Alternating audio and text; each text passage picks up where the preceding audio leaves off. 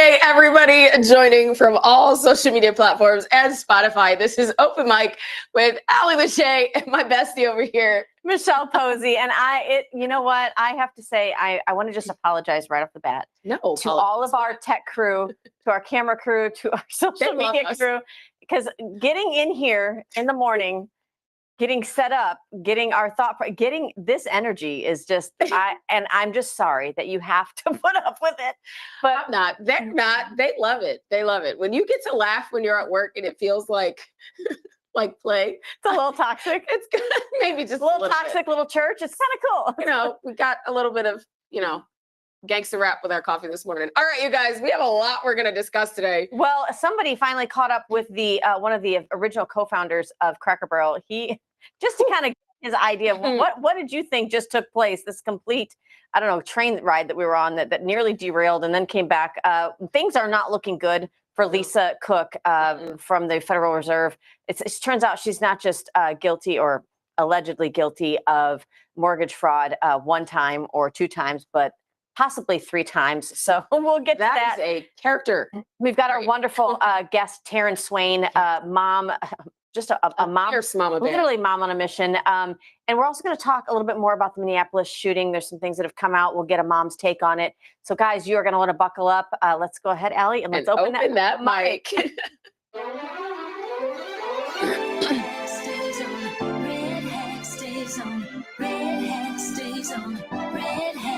Taking back our freedom, back to where we started. We're wearing our red hat tonight. It takes more than just a feeling. Oh, better be believing, and America's gonna be home. What do you do? They try to cancel you.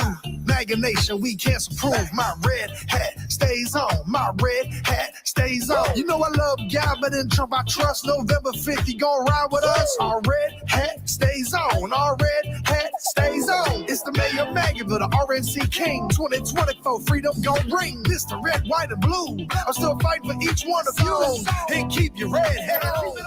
Lock it in. Lock it in, girls. Lock it in. No. Oh, my goodness. We got our aerobics in today. Dancing to Hadass Levy and Portiata Blow. Red hat stays on. Guys, if it's not on your playlist, it should be. Absolutely, because I mean that I think needs to be the theme song for the next 4 years. And every time you hear a liberal cry, I think you should play it on Max. On Max, because your red hat stays on. Absolutely, Trump is still your president. Trump is still your daddy. Okay, so let's get started, Allie. With I'm going to start with some good news. I want to really highlight Tulsi Gabbard, the Department of National Intelligence Director. This is why. And we say this a lot on here, obviously you being former military, this is why those that wore a uniform in the past end up being such wonderful leaders, because they understand the leadership component. They really don't serve either party platform solely. They're just there to do the right thing. Exactly. Let's take a listen to Tulsi Gabbard, who was speaking at an American Legion event, and then we'll get some commentary on it. Take a look. We are the greatest nation in the world because of our people, rooted in the principles of freedom and liberty that are enshrined in our Constitution. And it's both our opportunity, our challenge, and our responsibility to carry that oath that every one of us took, that we swore when we enlisted in the military, to continue that mission for as long as we live. If only our congressional members understood the same. She was going to go there. I was like, it's the same oath, you guys. It is. It's but the listen, same oath. Your sheriffs should feel this way. Yep. Your governors, your state representatives, they should all feel this way. But the thing is that this seems so unheard of right now for me to watch somebody from a platform being able to talk about how wonderful our nation is, because so many people over the last 4 years, but even if you look back throughout the 60s and 70s, when people came back even from Vietnam, our servicemen and women, no matter how you felt about it, they weren't even really warmly welcomed. And you see America and what she stands for being thrown under the bus a lot, because we're not perfect. We're like a child that's had to grow up and learn our ways and change our ways and see the error of our ways. But the way she puts this is so eloquent, and it really shows a lot of respect and reverence for those who have put on the uniform and served. And the fact that she was a Democrat And these are still the beliefs that Yeah. we held. Yeah. And so it's amazing to see how her change has taken place. Yeah. It's just, I mean, it's great. If we've- we all follow the Constitution, which is the law of the land, it's what equalizes all of us. Yeah. Right. But you can't go wrong with it. And Allie, you know, we're coming up on obviously Labor Day weekend. I think it's fun to see people Proletariat Day. that I would keep in what? Proletariat Day. Proletariat. I think it's fun to see people, you know, who really have been in mainstream America, whether they've held, you know, regular jobs, they've served in the military, now serving in government, Yes. people that maybe are outside that wheelhouse of the typical 45-year establishment candidate. The fact that we've got her, Kennedy, Trump, you know, formerly General Flynn, that were all at one time a Democrat shows you how far left the Democrat Party has swayed. I mean, just take example, our vice president, Republican, and still didn't like Trump until he started working with him. Which is why I Getting to had know an issue him, with him at right? first. I was like, oh. And now it's different. And It's now I'm different. like on the the Vance train. I don't know. That was not okay. Somebody has caught up with the co-founder of Cracker Barrel. He's 93 years old. Wow. They just, what did you think about this? And I think he was so shocked about how they went completely woke and watered down and then came back. And so I want to get his reaction real quick. Take a listen. Logo rolled out the other day. Oh, that's crazy. That's nothing. It's a bland nothing. It's pitiful. Do you think she knows the story of Cracker Barrel? I don't think so. I heard she was a Taco Bell, but what's Taco Bell know about a Cracker Barrel? And country food. And the food is something that they need to work on. Spending $700 million to do that is all I've been doing. That just throwing money out the street. Wow. So, If that's not perspective. I mean, there he said it. You know, what do you think about when you're hiring somebody that she came from Taco Bell? Maybe she doesn't know much about the Cracker Barrel brand yet. He said, what's that got to do with Taco Bell? Wait. No. What? Okay, go ahead. I got a little story. So I'm reading a story to my daughter where she's like, we're practicing her reading to help her get better at reading, right? Yeah. We're reading a story about a dog who's trying to teach a horse how to be a horse. And she looks at me and she goes, Mom, what does a dog know about being a horse? And I said, baby girl, you are absolutely right. What does a lady that has worked with Taco Bell, you're working with not Mexican food, and then you're going to go try and figure out how to work country food? Ma'am, no wonder why you spent $100,000 on changing the logo and didn't actually work on fixing the menu. And because you don't know what you're doing. And if you worked for Taco Bell, you didn't think there was anything wrong with make a run for the border. You never thought of changing that slogan, but Cracker Barrel you have an issue with. I don't. I mean, we could have improved Taco Bell too. I'm saying we could have. We didn't have to get rid of. He's not liking that right now. Our little he loves Chihuahua because he was cute. Yo quiero Taco Bell. I know. We need to bring that back. We need to bring that back. That was funny. And he said, since the 90s are resurfacing, can we bring back a little bit of 90s nostalgia with our fast food? I appreciate it. Oh my gosh. Well, wild and I love how he says, how much money did you waste on all that rebranding? What you should have been doing was working on the food, making the food better. I mean, how can you make the menu better? And that's what we were talking about when this first happened. I can understand coming in and wanting to expand maybe the menu a little bit. I don't think you should mess with the hash brown casserole. I think you should leave that. Add a little bit of salt. That's all. Oh God, that's all I'm asking. Woman and salt. This, you know what? And I'm no better with pepper. So first time we sat down at a restaurant together and I took the pepper shaker and I took the lid off. Do you see what we just did there? You're salt and I'm pepper. We are just so racist, Allie. My gosh. I mean, they call me that. Might as well. Oh, Allie. So I want to talk a little bit about the mail-in ballots. And I know we understand that elections are meant to be carried out at the state level. There's not a role for the federal government there, but there is a role for the federal government as far as national security. And if you have somebody nationwide that's really tampering with your election system, including using the United States Postal Service to implement the transportation of ballots, now it does kind of become a little bit of a federal issue. And I think that's why they're specifically looking at mail-in ballots, because you are using the U.S. federal mail system to do that. There has been abuses, and I love, of course, Stephen Miller explains it well. Let's take a listen. The single greatest abuse of voting in any democracy in the world today is the Democrat Party's policy of mass anonymous, unverified mail-in ballots. I mean, just Think about this for a second. Anyone in California can drop off a ballot where they don't verify the citizenship of who submits it, the residency, the age, the criminal history, the eligibility, or the signature. Completely anonymous vote by mail.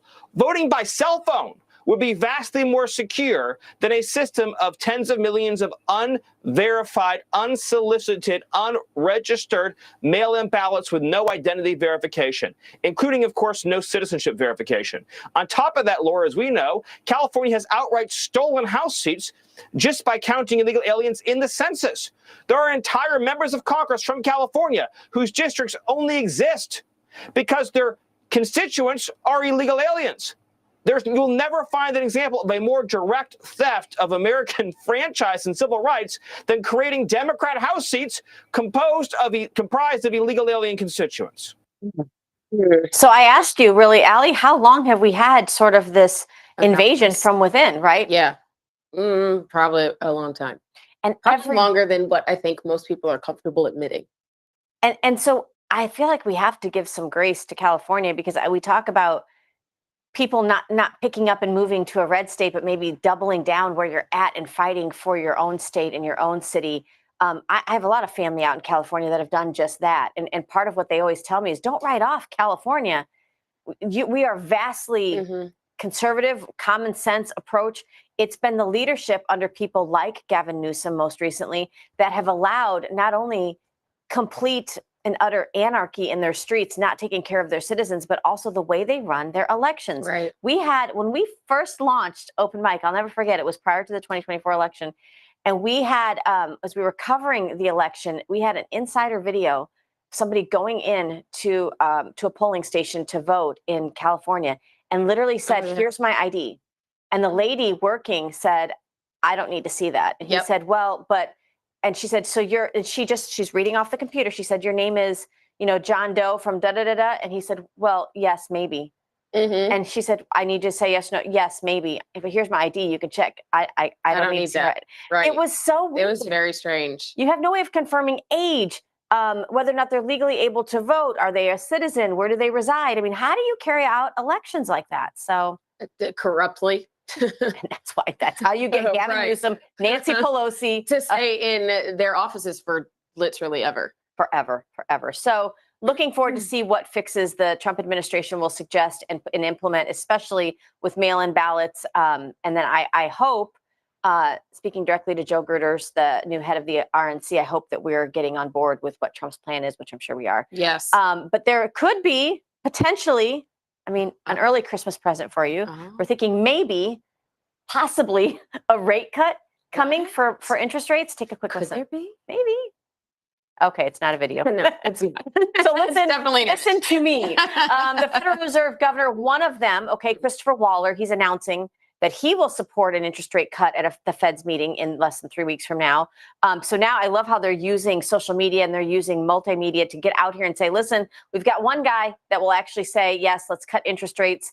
Let's put the pressure on the others. This has worked throughout. Whether you're talking about the courts, you're talking about in elections, holding people accountable that are elected to office. Maybe this will work for the Federal Reserve. They're not used to being held accountable to anybody and having a light shining on what they're doing inside that closed door room. So we'll see. We'll see. I think it'll happen. What do you think? I'm hoping it will, but I'll tell you. Speaking of rate cuts, can we talk about Miss Cook? Linda Cook. All right. So take a look at this post this was breaking yesterday. The director of the federal housing program, Bill Pulte from Pulte Homes, has filed another criminal referral against the Democrat Federal Reserve Governor Lisa Cook over mortgage fraud on a third property. This says, holy crap, Bill Pulte is leaving no stone unturned. So not once, not twice, but potentially 3 times, which brings me to this next article. I want you to see if we can get this next one up. Now, Lisa Cook, who you see pictured there, she has confessed to making quote unquote errors on her mortgage claims following a mortgage fraud criminal investigation. Wow. So now she's saying she's made errors, but she still will not step down like Trump's already. How do you fire an employee And they're like, and they refuse no. to leave. That is considered trespassing. I mean, if Oh. we're going to trespass moms who have the right to go speak at school board meetings, Why? You're going to hit me. I'm like, oh my God, I got traumatized. She's got a good left hook. Right? Why on earth would you not trespass this woman who is clearly under criminal investigation 3 times for 3 separate incidents of fraud, and she works at the Fed? This doesn't make any sense. Doesn't make any sense. What exactly are we doing, And DC? we're not alone in this. Obviously, James Fishback, who we met with at Turning Point USA, had a wonderful interview with him. Check it out on openmicladies.com. We've got the full interview. James Fishback takes to social media and says, hey, because he's always on it, I just filed an emergency motion in the Cook versus Trump legal case to submit a third-party amicus brief defending President Trump's clear authority to fire the governor, Lisa Cook. So this, and listen, nothing happens by accident. You know, when you see... You don't believe in coincidence. No, and when you see how James Fishback has been on the leading cutting edge of this, I want to see him. I want to see him in there, the Federal Reserve. I really, really do. I think that would be good. That would be good for America. It would. He's from Florida. Like, he's from Florida. This like just makes Florida even better because we are literally leading from the front. We really are. Everybody that is winning right now has come from Florida. Like they're the tip of the spear.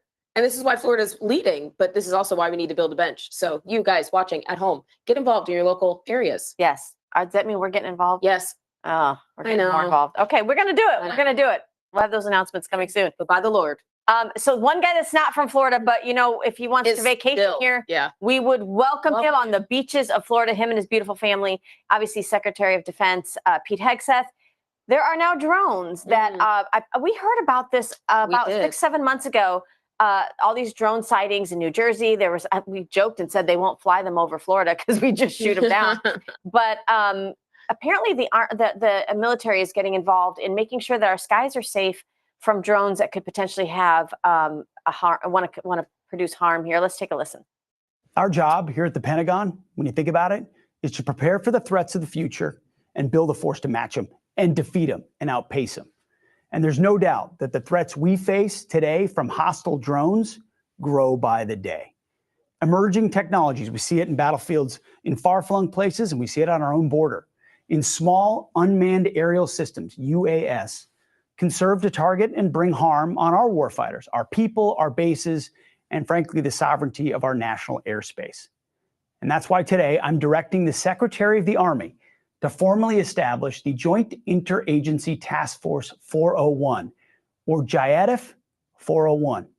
It's a new unified team that's going to bring together our best talent from all our agencies to counter these threats and restore control of our skies. It's called Counter UAS, Counter Unmanned Aerial Systems, and America will be the best at it.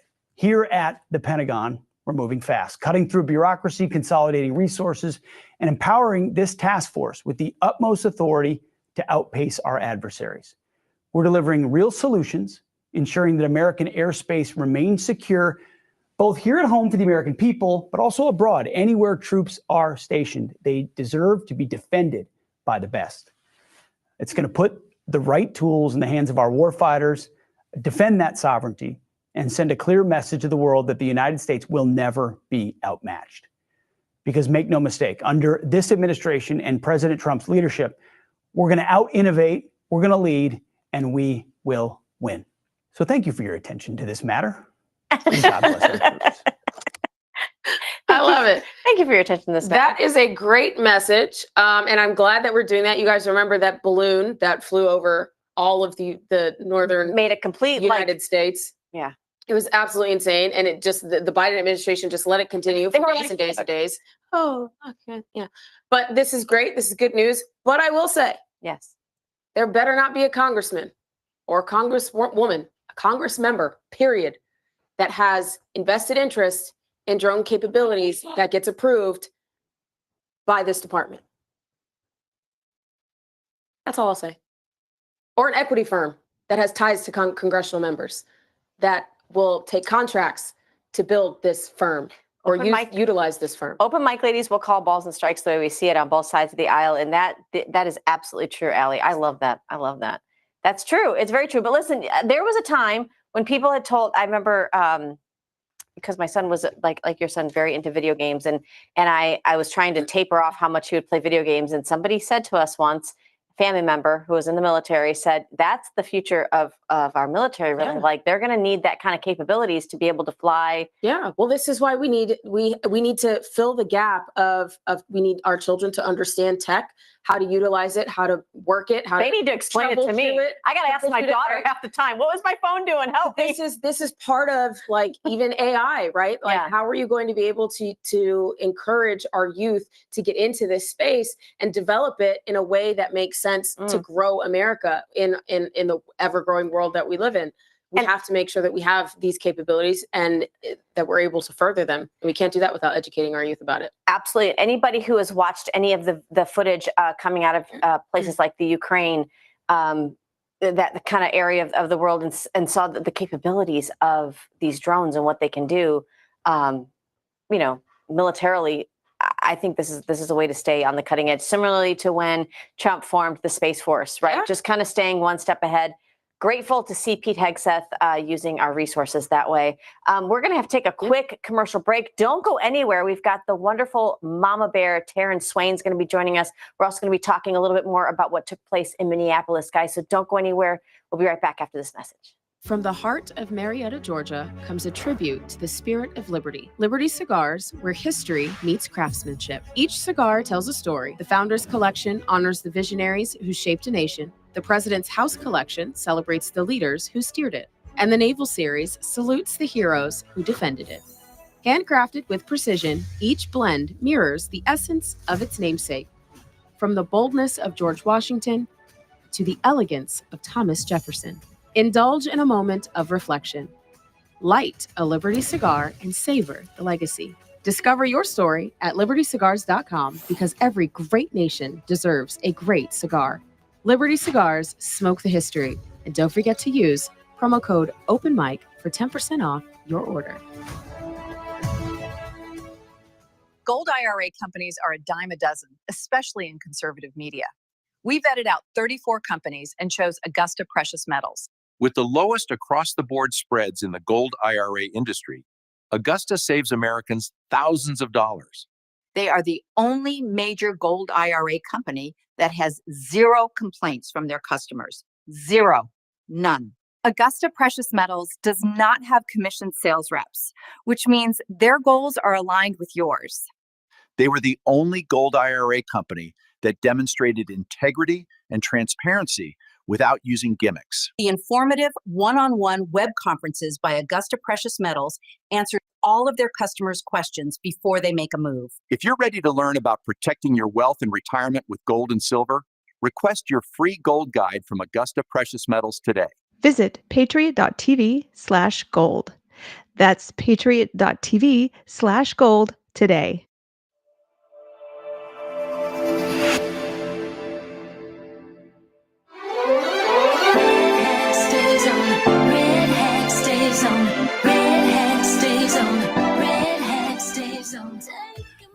Doing work. Yeah, we are. Commercial break. Multitasking, like the women in your life do so well.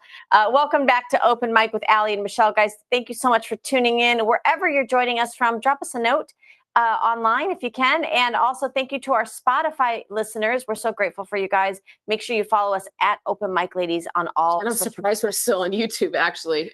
So thank you, YouTube, I guess. And Facebook. Our lives got dinged on Facebook. Oh yeah? Briefly. What? I don't know what did they mention? It's always something with these people. It's always something. Listen here, Mark Zuckerberg. Listen here, Zuck. Listen here, Zuck. We're grateful, guys, that you joined us and that you keep it locked here. Allie, we have a great guest coming up. Swain. She is a fierce mama bear out of California, you guys. But she is standing up because as a mom, you know, the worst place to be is in between a mother and their children. Yeah. And we're going to bring her on right now. Welcome, Tarin Swain, to Open Mic. How are you, love? Hi, guys. So happy to be here. I've been over here geeking out, just totally geeking out with some of the things that you guys are talking about, because I can see obviously what you guys are talking about, and just super happy to be here. Thank you for letting me come on and have some good conversation this morning. You guys are really amped. I'm West Coast, so there has not been coffee in my I'm so system yet. sorry. And so you guys have been my coffee this morning. So I appreciate it, guys. Oh, I love that. Thank you, Tarin. I'm so glad you're enjoying yourself. It's always fun to be able to share our stage with friends like you, who actually understand what the mission is and what we face here in not just California, but we face in the nation. So could you just explain a little bit to our audience what happened to you and why you got involved? So I'm a mom of 6. I'm here in California. And I always say it's important for me to share. So I went through a really difficult time about 5, 6 years ago. I went through a divorce. And so my children went from being with a stay-at-home mom, homeschooling her children, raising them in Christian values, to basically being thrown into public school during COVID. And so it's important to say that Megyn Kelly said it really great on the Tucker Tour. She talked about, kids that are vulnerable really are the ones who suffered with a lot of what we're going to be going into, because they were susceptible to so much during that time. And COVID and added kind of trauma on top of everything else that just made everything go really crazy. So, and I was geeking out too about your guys' numbers with all the California and the districting and the, it's coming out now. I don't know if you guys heard, there was 3.1 million illegal votes that they counted from, and guess how much Kamala won by Trump? Take a wild guess. I'm sure 3.1 million. 3.1 million votes. So, yeah. So you cannot make this up.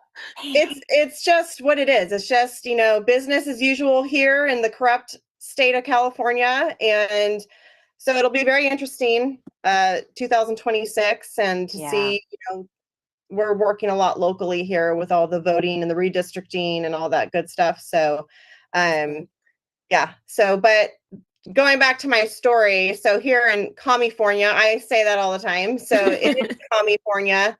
So basically, and one of the things that we were gonna, talk about today is basically my oldest daughter was socially transitioned at her public school behind my back without my knowledge. And I didn't even find out fully the extent of what happened to her until she kind of started pulling out, because the whole premise of all this is that it's done behind your back. It's done in secret. That is the whole framework of it. That's how it's set up through AB 1955. It's this whole complete destroying of parental rights. And so that's my story in the sense, and obviously there's a lot that goes into that. She's still healing from stuff as she pulls out and realizing, wow, that was really off. Why did that go that way? And it's the adults, you got to think. So the adults that are having to give them grades, the adults that are, in essence, taking care of them while they're away from you, are leading them and guiding them in certain ways. So it's like a warped, narcissistic, abusive relationship. You are afraid that if you don't comply, you're going to get a terrible grade. And if you get a bad grade and you go home, how do you explain that to your parent at home, that the teacher is trying to make you do something that you feel on the inside is incorrect? But then everybody in this space, in your class, your classmates, your teachers, the people that are supposed to protect you, are all telling you to go one way, but your parents are telling you something else. And you're terrified of what those consequences are going to be. So that is an awful position to put a child in. And no wonder why a lot of these kids, they end up with more exacerbated mental health issues during this process, because that is an awful position to put a child in, especially when you don't understand your own emotions. Well, you don't know how to regulate your own emotions. I was going to say, children are so vulnerable. So this had to really shock you. How did you find out about this? And what, if anything, could you do in California once you knew about it? So I found out about it, and obviously there's a lot there. We don't have time to go into my whole marriage, but there was a stark difference between what was being allowed at her dad's house and what was being allowed at my house, which is very common for, unfortunately broken families. And So I started really noticing that, there's that normal teenage angst and normal teenage identity stuff that goes on. And, girls, I mean, I think I cut my hair like 20 times, like every other week in high school, and dyed it like 15 different colors. So there is a normal, right, teenage girl part of kind of messing with those things. But this took on a very, very different, and I am a follower of Jesus. So for me, I was really also filtering this through a spiritual aspect of it is full-blown demonic. My daughter is a artist. There was demonic symbols showing up on the walls because I remember in an interview that you and your daughter did on the Mom View where you had asked her the question where she came up with these symbols, where she has seen them before, and she couldn't give you an answer. Mm-hmm. Yeah, if you do a dive kind of into the symbolism of the pedophilia that has gone on, and a lot of the pyramid stuff, a lot of the all-seeing eye and all those things, that is all demonic. So a lot of that, we don't really, you see the bracelets everywhere and all those things, but there was very specific like pedophilia signs that were showing up in her room. And I asked her, do you know what this means? And do you know what this is? And she had no idea. And I said, where have you seen this? And she's like, I don't know. So it's just very interesting to me. And without going, I did go into this a little bit on another podcast, but my daughter got delivered.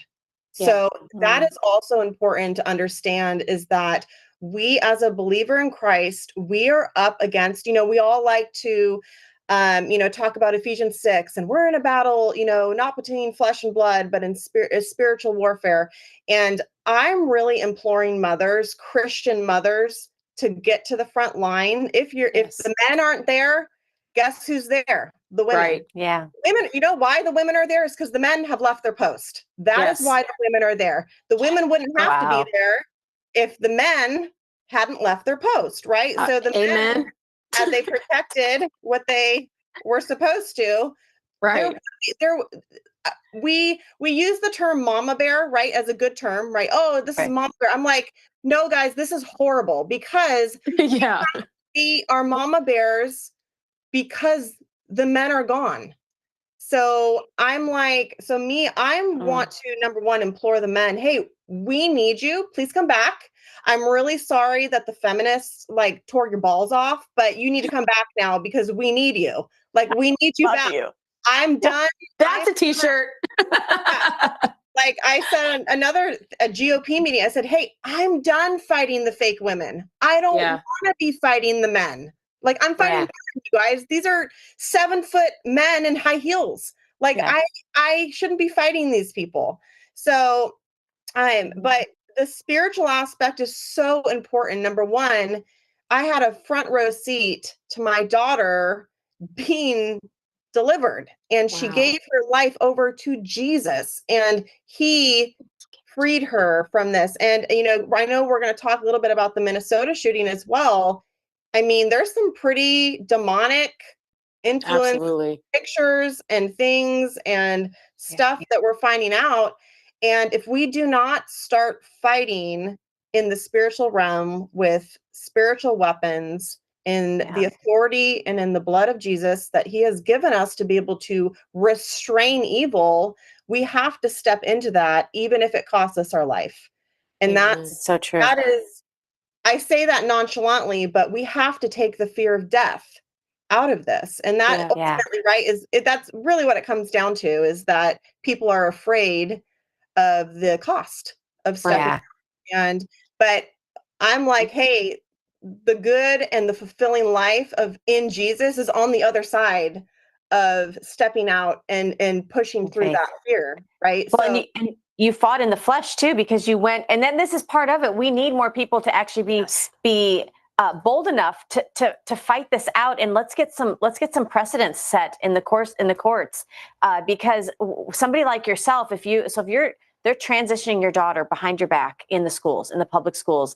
that now is creating a further wedge between teenager and parent, which, let's face it, that's already there through the teen years. Right. So what do you do when you find this out? And then, especially in a place like California, were you able to fight this out in the courts? How did that work out for you?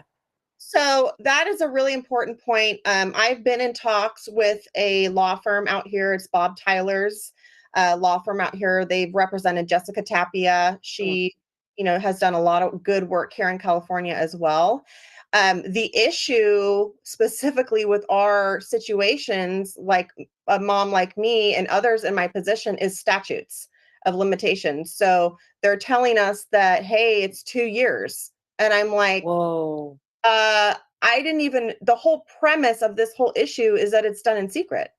Right. So, there's got to be something that we can do to be it change legislation or something to where they need to allow that during that time period where this stuff is being pushed through, that parents need to be able to come back and hold these people accountable. My whole thing is, hey, you're not going to ride into the sunset after you just destroyed lives. Yep. Yeah. And I'm over here as a parent, which is fine. I love my daughter. I will do whatever it takes for her, but we are still picking up the pieces while you got your almost $4 million contract and you're getting to just ride into the sunset. Don't think so. And I'm like, yeah, I'm not okay with that. So it's, there's victims here and they need to be restored.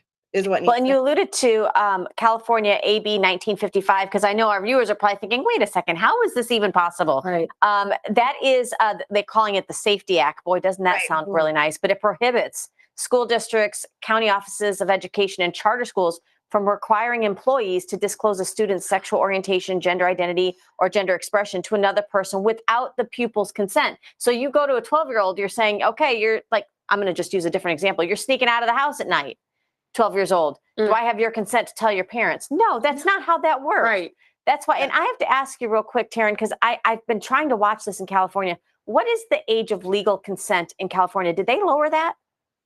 They're trying to look. So it's very, the devil's in the details, right? Yeah. So so wiener is basically, yes, Anthony.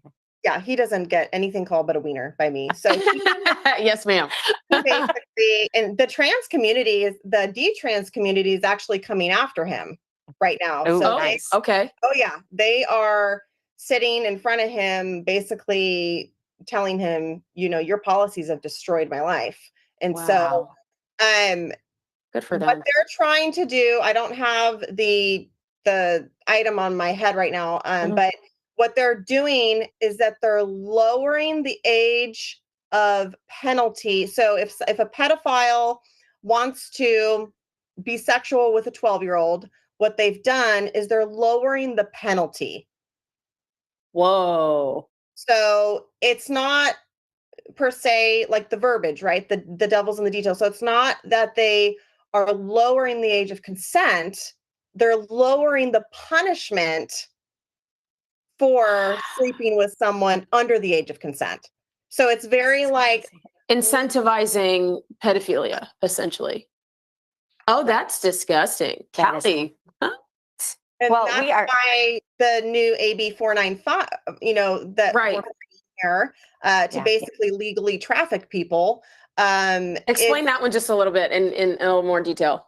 Yeah, so they're basically, someone could show up and take guardianship of your child with this like very simple affidavit and just say, we can't find the parents, and so this child is in my guardianship now. That is definitely enabling trafficking. Like any kidnapper can go up to a child at school and with an affidavit notarized saying that I can't find their parents. Oh my gosh. It's literally legalizing trafficking is what it's That's doing. You know, scary. they're putting a mask on it and this pretty makeup on a pig and making Well, it they're look trying to say this is going to help our migrant children. The way it's written is not specifically No. for migrant children. Right. It's written for all children. So if that's what they're saying, they should come out and adjust the language. It wouldn't be good for migrant children either. But I know we've asked if you can stay on throughout our program because I do want to get your take on some of what's taken place in Minneapolis. I know some people are saying that maybe a lot of what's happened through transitioning children or just what they're calling the trans community when you're referring to children, which is really odd, first of all, but that maybe there is now this movement of people that want to detrans. They regret their decision. They want to come back. Was this person that had committed this heinous crime in Minneapolis, was that part of it? Like there were posts that said, I'd rather die than have to go through detransitioning. Right. It makes me wonder if this fad is kind of falling away and now you've got all these young people who are becoming young adults and don't know what to make of it. I wanted to get your take on that. Do you think that we're going to see this fad dying out and now have an influx of people that want to detransition? Yes. And I say that because anytime, so I used to be a day trader, so I was like kind of geeking out on some of your Powell stuff. But this whole transgender ideology, I like to say it was the biggest pump and dump that really the children are the ones holding the bag. So, it's what we're seeing now, right, is that this ideology was pumped through the system and a bunch of people bought it and bought in. And now, the stock is dumping and going back down and it's things I think are going to level back out. Well, a lot of people who bought in are going to be left in complete ruin and destruction. And I'm a numbers gal, I'm a data gal. So when you look at just the numbers, I mean, there's a lot of minor transition nurses coming out now, talking about the numbers that they saw during COVID. It went from, one nurse was saying she saw about 6 male children, so males wanting to transition to women. So she said it was about 6 males a month would come into our minor gender affirming clinics. In 2021, they had up to 80 patients coming in and 80% of them were girls. So what do girls do in middle school and in high school? They are like I'll do the same thing. The ultimate social contagion. If one thing takes, goes through a little friend group, it spreads. It spreads like wildfire. And fire, not flower. So same thing. It spread too. And then, add on, we're seeing now too that the Biden administration colluded with big tech. Yes. So you've got the school and the education system implementing this ideology, and then you have these kids, you've passed them a cell phone and they're getting completely brainwashed on social media. I mean, it's crazy. It's absolutely nuts. And so what you're seeing now is that pump that came through, it is dumping, and we're seeing the detransition, and we don't even know the data yet. We just know the numbers of how big the gap went from going to 6 boys a month. I mean that's crazy. Numbers on that. It's insane. Well, and ladies, as all 3 moms sitting here, I know we've talked about, we don't want to make this. It's not a wand of violence towards those that are caught in this trans movement, but we have to talk about the elephant in the room.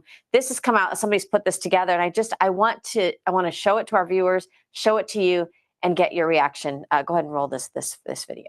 Angry. Go out, buy a gun. It's okay to be angry. Get out of my face now! If you try to stop me from going into a woman's bathroom, excuse me, it's ma'am. Be the last mistake you ever make. It is ma'am. Find that anger. Just because people. Hey. Harness it to do good in the world.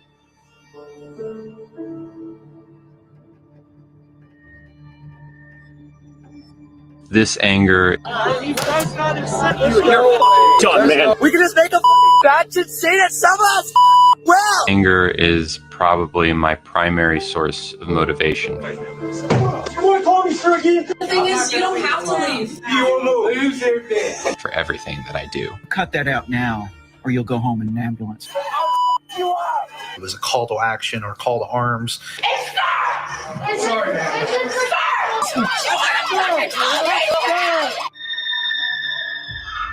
don't be afraid to show your anger. Yeah. This breaks my heart. Like I saw this yesterday, and when I was researching for the show, and I like had to take a moment because I'm like, these poor kids, like that is just. What's your take? Because I'm like speechless still. I've seen every single one of those videos. So number one, I'm trying to think about how deep theologically I want to go into this, but you know, to me, I look at that and it's a doctrine of demons. Absolutely. That's where I go. And we need to offer the ultimate hope, which is Christ, to these children. And you know, the enemy, our enemy of our soul, the devil, he comes to steal, to kill, and destroy.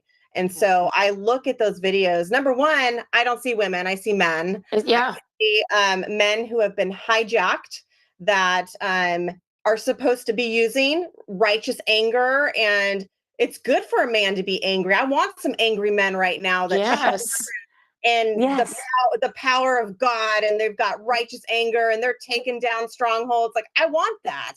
Now that is anger hijacked and, you know, now being used for the kingdom of darkness. Right. So, so I see that and I go, Lord, deliver these men, deliver them, and use what the enemy intended for bad for good. Like turn all that anger and turn it into righteous anger and put them on the front lines to fight what they used to be part of, you know? So that's kind of my take on it. I mean, we've heard stories even in Gaza of 2,000, you know, Palestinians having the same dream one night about Christ, and they all come to Jesus the next day. Right.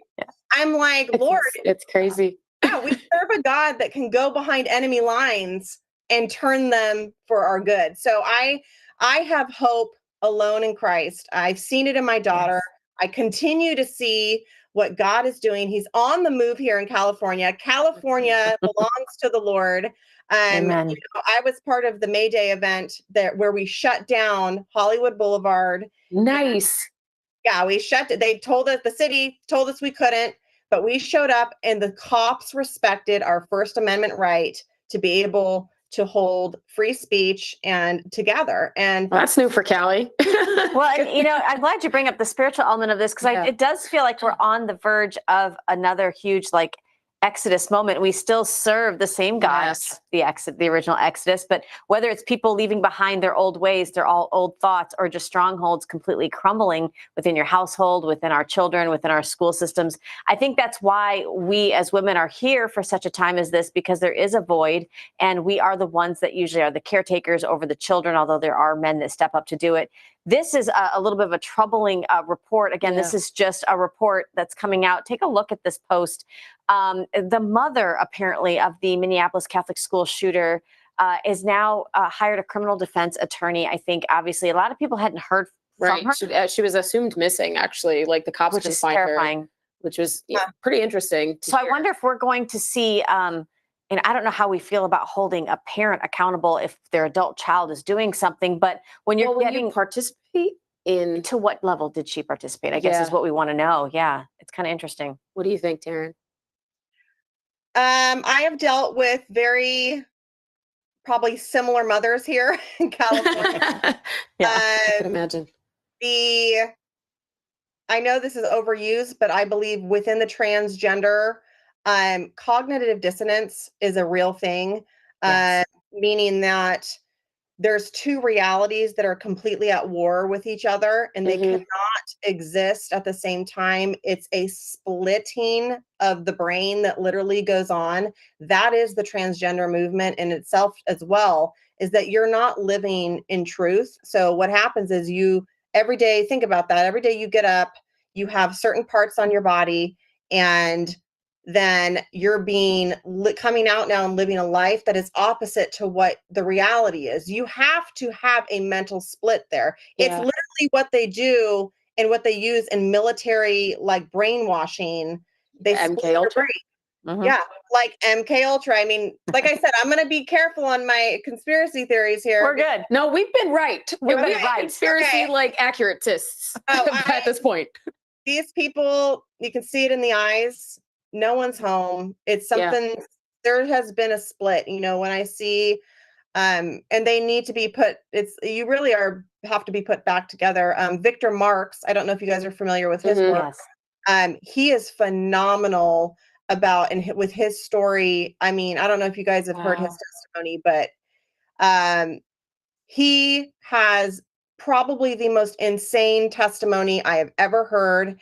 And he understands this whole kind of brainwashing, splitting, and he has a lot to say about the transgender movement and what's going on. And so we are in a spiritual battle. Yes, absolutely. Well, have you seen this where it says we're going to skip ahead, Krista, in the control room to the U.S. Homeland Security. Well, yeah, I mean, we can just talk about this one, but while we're doing that, we can show the image from Mark Naughton, because I think that makes sense too. Yeah, it's let's ask I think the question mark is the one, Krista, but go ahead. Yes. So it's the U.S. Homeland Security News X page, right, has come out and said that the Minnesota killer's father has worked for 29 years as a top-level CIA DOD contractor. And we just talked about MK Ultra, and there's actual evidence that MK Ultra does exist. And then we're sitting here, and friends of mine that are in the military have friends of theirs that are in the military that have posted, asked a question. And the question was, he wants to know, I think, Tarin, not Tarin, Krista, do we have this image up? I don't think she doesn't have it. That's the first time I've heard that piece right there. That's really interesting. It's very interesting. And then so my friend Mark Naughton posted a screenshot of a text thread conversation he had with someone, and he's essentially saying, I can't see where he posted it, the names, like the actual. Anyway, he essentially is asking like for the FBI to explain how this child or how this person ended up with $10,000 worth of ammunition and weaponry, essentially. Yeah. And for me, when I first saw that and I listened, he's like, he had names of other mass shooters on his rifle as well, to include Lanza. He was the Sandy Hook shooter, right? And he says, I'm literally waiting for the part where the FBI explains how an unemployed trans got $10,000 to afford a complete AR, a Mossberg Shockwave, a Glock, and a revolver with all that ammo and optics accessories. It's not, if you take a look, I want the FBI and the CIA to do, or essentially the FBI, to do a deep dive on almost every single shooter, because this was almost the same exact thing with Thomas Cook. Where the heck did this unemployed person get $10,000 to attempt to assassinate our president? Where our Secret Service had complete willful ignorance, right? And a breakdown of communication. Also, it's not just him. It's the golf course guy who attempted to assassinate. Who camped out in the bushes. And this transgender movement is a social contagion. Yeah. So when something explosive moves like this, that is somebody using weaponry, right, to infiltrate the community and conduct an experiment without the population's acknowledgement or consent. So I want the FBI, what I want them to do is to actually dig into who had access to this information, where it came from, and who is funding it.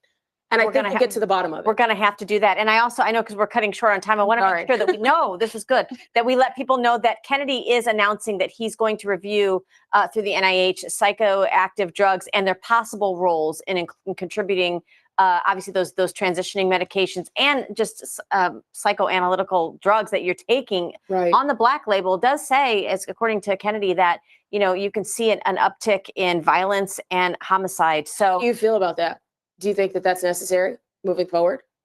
I think he has to do that in order to make it's the same thing he's doing with vaccines right now. Mm-hmm. What he has to do, it's like, you have to codify it, right? So we can make all the executive orders or the statements. Everybody knows where Kennedy lands when it comes to drugs and with all that, but he has to now come in and prove it so that when he's gone, and if something, there's now the data's out there. He's giving us the tools we need to make the decisions long lasting so that, God forbid the other side gets back in. Right. But at least the data is there and it can stay now past when he leaves.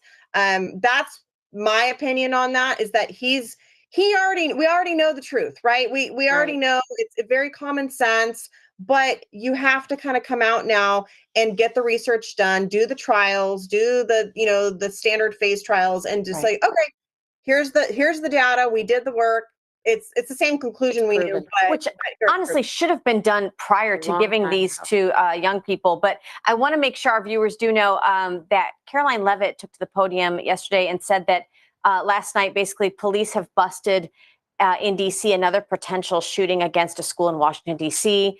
She said a search warrant was executed. 7 firearms were recovered. The juvenile was arrested based on social media posts threatening violence towards the school. So we need to continue with our see something, say something, as now we've sent our children back to school. Right. I know this is on the hearts and minds of all the parents and grandparents out there. You have to let us know, Tarin, how can our viewers, where can they find more about you and how can they help you in your fight out there in California? My plead is for the men.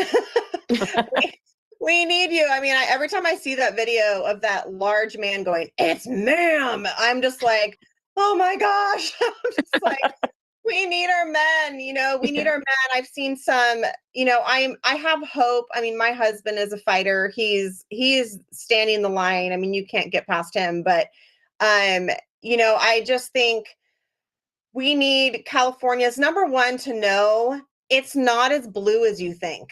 They want you to make you think that we're this, and we are a liberal state when you get through the hot spots, San Francisco, Sacramento, LA, but everything else on the outside is very conservative. So, what they show you isn't really, I think, the real pulse and temperature of it, but you can't really find me anywhere because I don't have Instagram. I'm not on social media a ton. But I'm barely on X anymore, but I do have my main probably social account is on X. So it's Purple Patriot with an 8. I love it. I love it. Love it. Love it. Well, thank you so much for joining us, Tarin, and giving us your perspective and your story. It's very heartwarming, and we are rooting for you out in California. And anything you need, you let us know. Yep. Open mic ladies are here for you. You guys keep doing your thing. You guys are awesome. And thank you for being my morning coffee. Of course. That actually makes us feel so good. So thank you. I appreciate that. We'll catch you next time, girl. All right. Thanks, girls. Bye. Well, guys, that's amazing. And you can see that there are moms and parents and grandparents across the country that are being that stop guard. We need you to do the same thing. The tip of the spear in your circle of influence, that is Tarin Swain, and she is going to take names, okay? She is going to take names. The gloves are off. Once you get in the way, of us, the gloves are off. But I like her plea to our men. Come back to being men. Can we please do that? Yes. Can we please, with morals, values, and principles, and stand on business and stand in the gap between our children and our women? It's important. So. Absolutely. Guys, that's it for us here on this Labor Day Friday. We will have a replay of this episode on Monday. So if you're watching Monday, I hope you have a wonderful Labor Day, guys. Until then, we'll see you guys live on Tuesday. We'll catch you guys next time.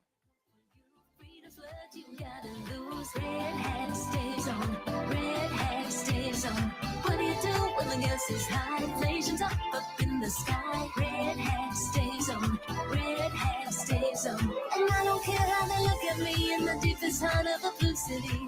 Red hat stays on. Red hat stays on. And I know when you smile, you like what you see. If you love America, you'll agree. Red hat stays on. Red hat stays on.